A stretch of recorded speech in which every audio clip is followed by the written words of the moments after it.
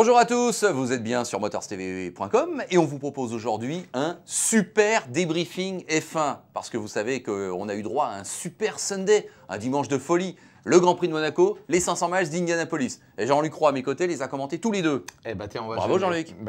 On y arrive de temps en temps. Bonjour à l'FB, bonjour à tous. Bon, Indianapolis pour Motors TV. Que du bonheur, ouais. La Formule 1, on le sait, c'est pour RMC. Je te propose de commencer par la Formule 1 aujourd'hui, évidemment, pour garder notre thématique globale de ce débriefing F1. Mais alors après, on ne va pas résister. On s'offre un petit débriefing Indianapolis. On peut tout s'offrir. Voilà. D'abord, je sais que vous avez été nombreux à regarder les 500 miles. La magie a opéré une nouvelle fois. On en est bien convaincus. Allez, le Grand Prix donc de Monaco. Eh bien voilà, on les a nos 6 vainqueurs différents en 6 Grands Prix. Jusqu'où même la série va-t-elle continuer? On peut déjà se poser la question. Le fait est que ça y est, Webber donc a réussi à gagner ce Grand Prix de Monaco. Alors, un Grand Prix qui a surtout valu, je dirais, quand même par sa fin, peut-être, où tout le monde s'est regroupé, il y avait un certain suspense. C'est vrai, LB. Alors, si tu me permets, on fait un tout petit retour en arrière avec les qualifs, bien sûr, puisqu'on sait qu'à Monaco, c'est très important. Alors, déjà, un Schumacher absolument incroyable. Oui. Un Schumacher, alors là, j'avoue qu'il nous a tous bluffés, mais dans le bon sens du terme. Alors, les explications, elles sont toujours très, très complexes. D'abord, c'est un circuit qui lui convient bien. Rappelons qu'il a quand même gagné 5 fois et que le maître en la matière reste évidemment Ayrton Senna. Rappelons qu'il est en négociation pour éventuellement déjà poursuivre son contrat et il se fait plaisir manifestement. Donc, il se dit, s'il faut donner un coup de collier, je ne dis pas qu'il ne l'avait pas jusque-là, mais il y a une surmotivation. Voilà. On ne peut pas parler de baisse de motivation avant, mais là, il y a une surmotivation exceptionnelle dans les rues de Monaco, de surcroît. Donc voilà, donc, malheureusement, Schumacher pénalisé à cause de l'accrochage avec Senna. Hop, il prend 5 places. C'est toujours très lourd, mais c'est encore plus lourd à Monaco, parce que ça compte énormément, et c'est encore plus lourd quand tu réalises une pole et que tu te retrouves 6e. Voilà, ça c'est fait. Donc du coup, Webber récupère la pole. Alors lui-même un peu timide, même s'il y avait 8 centièmes d'écart entre les deux, mais bon, lui-même, il disait c'était le jour de Michael, bon, je la récupère, et là, il en fait un très bon usage, il fait le boulot, comme on dit, il fait le boulot très bien, avec, alors, une stratégie incroyable, à un arrêt pour tout le monde. Oui. On part en super soft, d'abord, on n'a pas le choix, à part Vettel, on va y revenir peut-être un petit peu après, qui part, lui, évidemment, avec les plus durs, qui étaient les softs, enfin, pour être clair, et puis après, tous les autres, comme tu le disais, derrière. Alors, on a une arrivée formidable, avec un écart, bon là, si on prend la feuille, qui est de 8 secondes, mais c'est parce que les autres lâchent un petit peu sur la fin, sinon, les derniers tours, on va dire, ok, à Monaco, c'est une procession. Non, c'est pas une procession, parce qu'on voit bien que Nico Rosberg tente à plusieurs reprises de mettre la pression sur Webber, il faut que Webber soit extrêmement solide. On rappelle quand même que Webber s'est imposé ici en 2010, donc c'est la 2e victoire. 2 victoires à Monaco, ça vous classe un pilote. Voilà.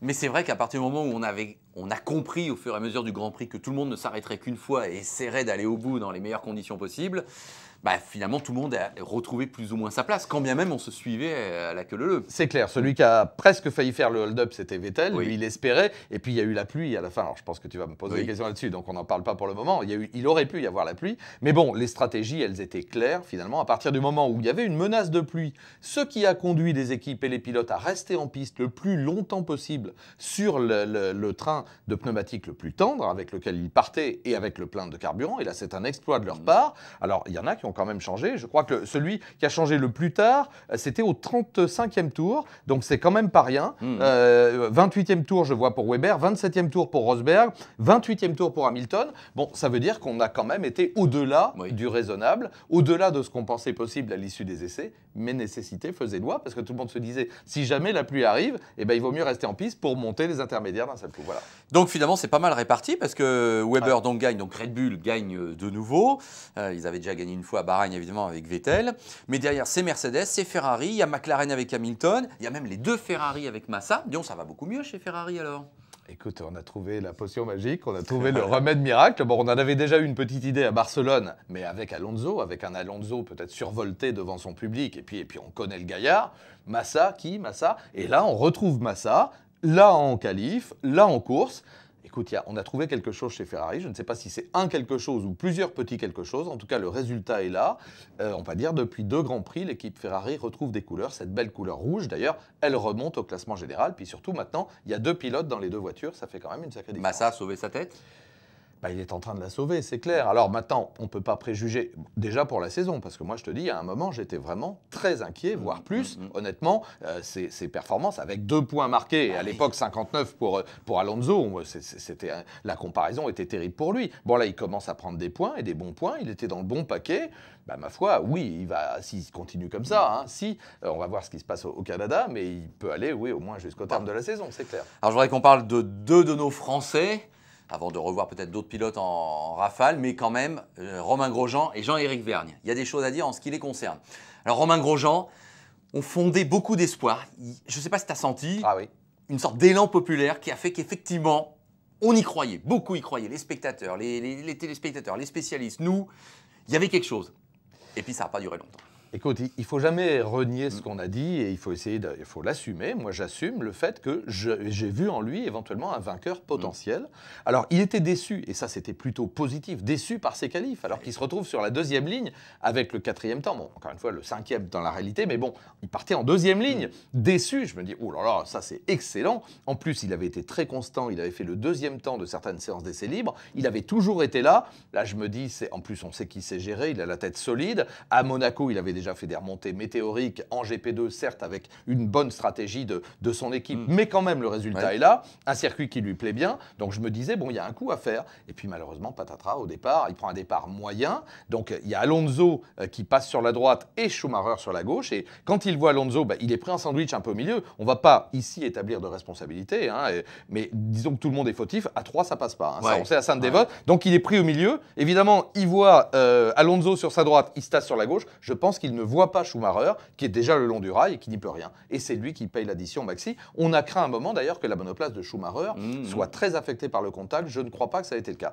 Malheureusement, voilà, les chances de Grosjean, terminées. C'est quand même une grosse déception. Énorme. Dans un premier temps, il est le premier et le seul à être sur le carreau, avec une vraie carte qu'il pouvait jouer. Alors là, il ne faut surtout pas lui taper sur la tête. Monaco, c'est ça. C'est le casino, c'est la roulette. C'est-à-dire que ça aurait pu réussir. Avec un peu de chance, c'était Schumacher qui levait et on le laissait passer. Et même Alonso, peut-être à droite, moins bien placé. Et Grosjean conservait sa place, conservait une belle position dans les 3-4.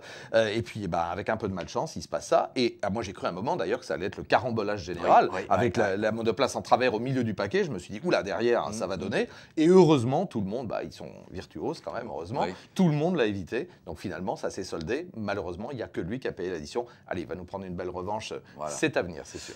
Jean-Éric Vergne était un formidable 7e jusqu'à quelques tours de l'arrivée. Alors cela étant, s'il faut nuancer, il l'a dit, il était obligé de s'arrêter. Oui. Donc de toute façon, il perdait de sa superbe. Oui. Mais on a tenté un pari, les pneus pluie, ou en tout cas intermédiaire. Bon, écoute, je ne te cache pas que, en voyant les images, je ne croyais pas qu'il allait pleuvoir ou qu'il pouvait pleuvoir à ce point-là pour que ça change complètement la donne. Et d'ailleurs, il n'a pas plu. Bon, mais à la rigueur, je ne suis pas devin non plus. Comment as-tu vécu ce fait de course? Alors écoute, il était au bout du bout. Déjà au niveau de son train de pneumatique, il l'a vraiment emmené au maximum. Il était obligé de s'arrêter. Alors après, c'est un pari, comme on dit. Là, pour le coup, c'est à nouveau le casino et la roulette.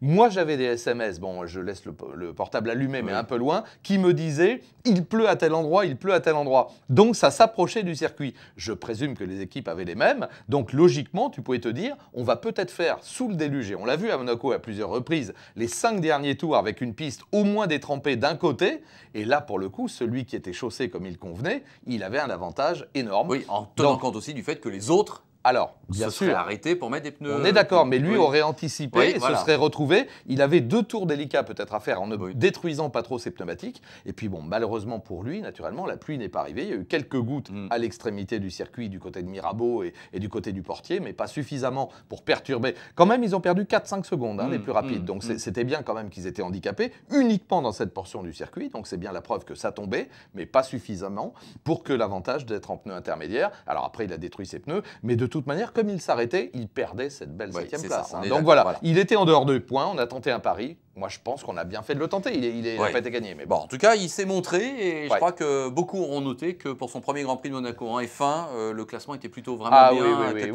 Il est solide en course, Jeff, ça c'est clair. 2 petites questions en rafale, Jean-Luc, pour terminer avec la F1. Button m'inquiète. Écoute, on n'a pas beaucoup vu et ça fait 3 Grands Prix que ça dure. Oui, je pourrais reprendre ce que je disais de Massa.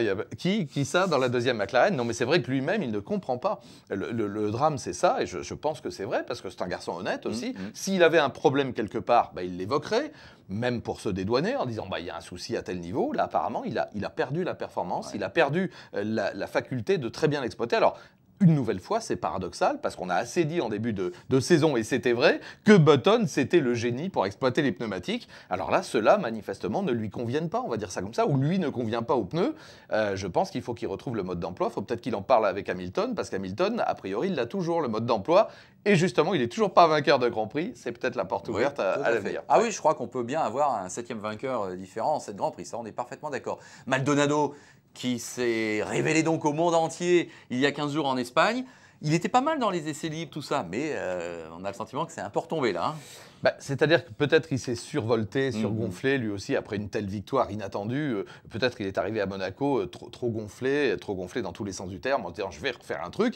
Il a été performant à un moment. Bon, par parenthèse, Bruno récupère un point. Oui. Tant mieux pour Williams, Renault. Et puis Senna à Monaco, ça fait toujours rêver, encore une fois, même si c'est le neveu. Mais bon, pour en revenir à Maldonado, oui, je pense que là, c'est un faux pas au global. Après, bon, il y a la friction, etc. avec Pérez. En plus, les deux Sud-Américains un peu chaud bouillants. Deux jeunes Sud-Américains qui ont les dents qui rayent la piste. Bon, disons qu'il faut qu'il se rattrape là, maintenant. Maldonado, maintenant, il faut se remettre au boulot et un petit peu plus sérieux. Mais bon, c'est Monaco. Hein. Bon, on enchaîne Jean-Luc. Allez, on enchaîne. Je tourne de ma page. Indianapolis, donc nous l'avons Ouais. commenté en direct sur Motors TV. On a encore un peu de voix, même s'il a fallu hurler en fin de course. Hein. Moi, j'avais tout perdu ouais. à la fin. Là, je dois reconnaître que, en plus, il y a eu tellement de rebondissements jusqu'au dernier tour que forcément, on se donne. Hein, c'est pour ça, on aime ça. Mais je crois que chaque année, entre ceux qui, une fois par an, se disent « Ah tiens, oui, Indianapolis, ça se regarde », ou ceux qui découvrent, hein, vous avez peut-être découvert, vous vous rendez compte que c'est extraordinaire. 360 km/h pour tout le monde, et puis ça se joue dans le dernier tour avec une attaque de Sato. Alors, le débat, quelques heures après l'arrivée, Jean-Luc, c'est est-ce que Franchetti a été un peu vache, si j'ose dire, avec Sato? Est-ce qu'il y a eu vraiment eu tassement? Est-ce qu'il y a matière à polémiquer sur cette manœuvre de Franchetti, le vainqueur, donc Dario Franchetti, l'Écossais, sur Takuma Sato, le Japonais qui l'a attaqué à l'amorce du dernier tour? Alors écoute, naturellement, Franchetti est un pilote rugueux, on le sait également, un pilote viril, on va dire. C'est vrai qu'il ne lui a pas fait de cadeau. Maintenant, de mon point de vue, et on l'a revu à plusieurs reprises, on l'a revu également au ralenti après cette attaque, Sato se glisse véritablement dans un trou de souris. Sato n'est pas passé. D'ailleurs, si Sato avait été à la hauteur de la monoplace de Franchetti, au moment où sa monoplace décroche, il l'aurait emmené, Franchetti, dans le mur. Donc c'est bien la preuve que Sato n'est pas encore au niveau de Franchetti.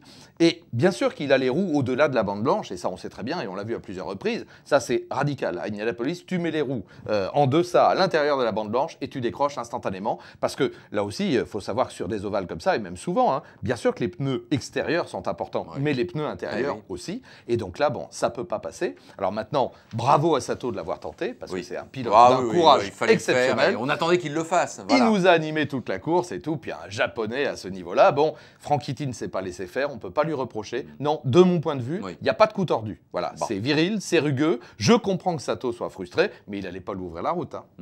Alors un mot sur Jean Alesi, qui était un peu la vedette américaine de cette édition. Bon, c'est passé ce qu'on attendait, savoir qu'on l'a arrêté, il n'allait pas assez vite, et du coup il a fait que 10 tours pratiquement. Bon, comment interpréter finalement, quelle conclusion peut-on tirer de cette aventure de Jean Alesi à Indianapolis? Ça valait le coup ou pas?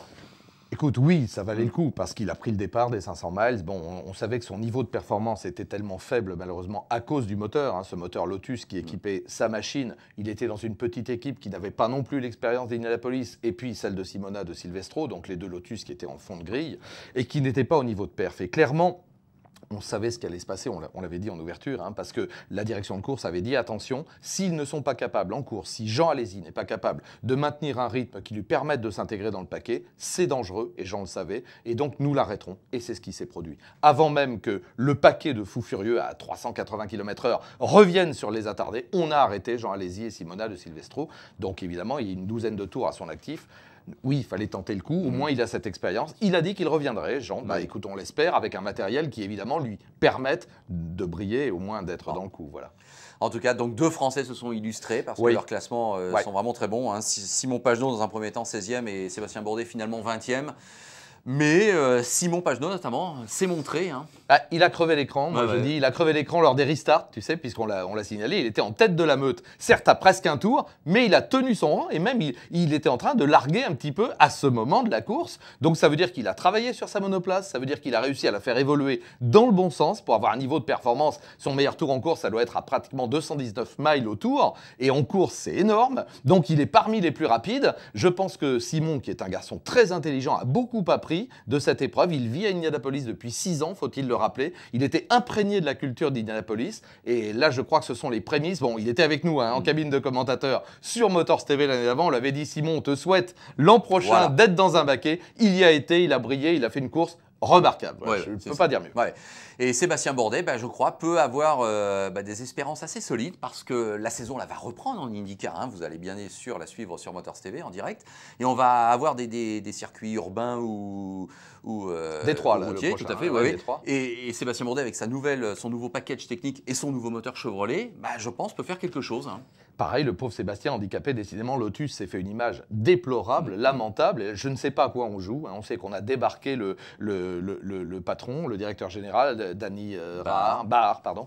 Donc, effectivement, il y a un vrai problème à ce niveau-là. Problème de management. Pourquoi on n'a pas été capable de produire des moteurs de qualité pour l'IndyCar? Je ne sais pas. En tout cas, là, comme tu le soulignais, Sébastien, maintenant, avec un vrai bon moteur cheville, va, le temps de régler la monoplace aussi, ça s'est fait au tout dernier moment avant Indianapolis, va récupérer un bon package, comme on dit. Et bon, il est quand même 4 fois champion de Champ Car. À mon avis, on va le retrouver aux avant-postes et c'est une très très bonne nouvelle. Voilà, donc l'IndyCar à suivre sur Motors TV.